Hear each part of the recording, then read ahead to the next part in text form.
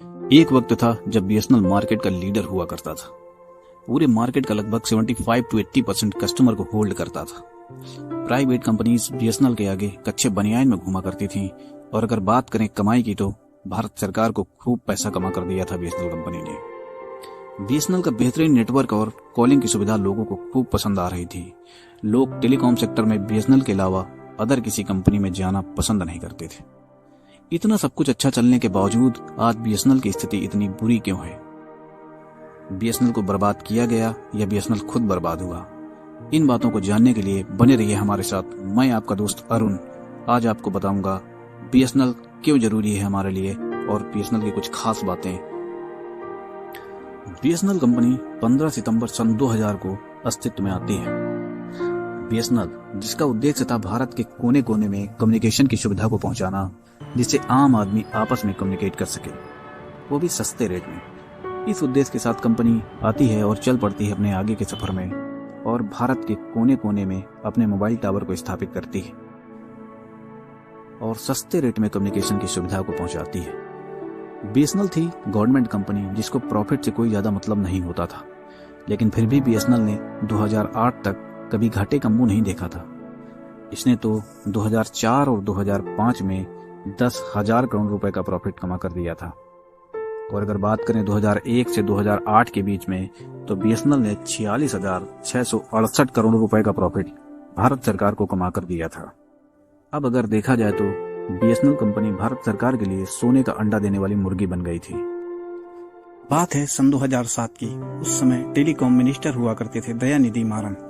अचानक एक खबर निकल के आती है कि दयानिधि मारन से सीबीआई पूछताछ कर रही है, और उसके बाद निर्णय ये निकलता है कि इन्होंने 323 हाई कनेक्शन की लाइनें अपने घर पर ले रखी थी, जिससे सन टीवी नेटवर्क, जो इनका खुद का प्राइवेट नेटवर्क था, उसको चला रहे थे। फिर क्या, इनको इस्तीफा देना पड़ता है और इन्हीं के पार्टी के दूसरे नए टेलीकॉम मिनिस्टर को चुना जाता है, जिनका नाम था ए राजा। और इस वक्त बीएसएनएल सोच रही थी कि हम 2G स्पेक्ट्रम के माध्यम से देश के कोने कोने में वायरलेस नेटवर्क को पहुंचाएंगे, जिससे आम आदमी आपस में बात कर सकेगा। उसके बाद एक खबर निकल के आती है कि इन्होंने 1.76 लाख करोड़ रुपए का घोटाला किया। हालांकि सुप्रीम कोर्ट ने बाद में इनको बरी कर दिया। अब इसे घोटाला समझा जाए या न समझा जाए, ये अलग बात है। अब यहाँ पर सीबीआई की नजर बीएसएनएल पर आ जाती है, और सीबीआई को पता चलता है कि ये तो दूध देने वाली गाय है। बाद सीबीआई बीएसएनएल की छोटी छोटी ब्रांचों पे छापा मारती है, और हर जगह कुछ न कुछ गड़बड़ियां पाई जाती हैं। और बीएसएनएल के डूबने की सबसे बड़ी वजह है बीएसएनएल का स्टाफ। बीएसएनएल के स्टाफ का रूड बिहेवियर। यदि हमें और आपको ब्रॉडबैंड कनेक्शन लगवाना होता था तो पहले एप्लीकेशन लिख के दो, उसके बाद वहां से एक बंदा आके चेक करता था कि लगेगा या नहीं लगेगा। यदि नहीं लगा तो फिर उसका भी एप्लीकेशन लिख के दो। लोग अपनी ऑफिस से ज्यादा बीएसएनएल की ऑफिस में बैठने लगे थे। लोगों के लिए ये परेशानी बन चुकी थी।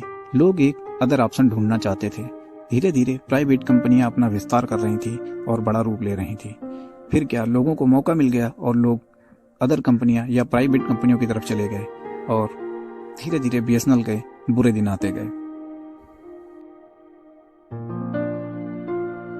अब बात यह आती है कि बीएसएनएल को हमें क्यों बचाना चाहिए। तो भारत देश में मात्र 3 कंपनियों का ही राज है। पहले नंबर पर जियो आती है, फिर एयरटेल आता है, और फिर वीआई आता है।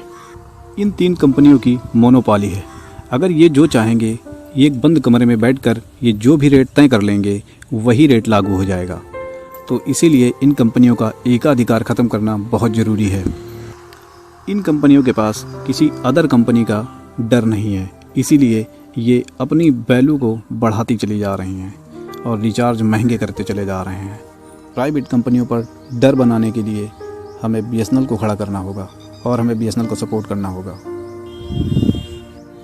हालांकि बीएसएनएल 4G सेवा अपनी 2024 तक लागू कर देगा और 2025 में 5G सेवा को चालू कर देगा।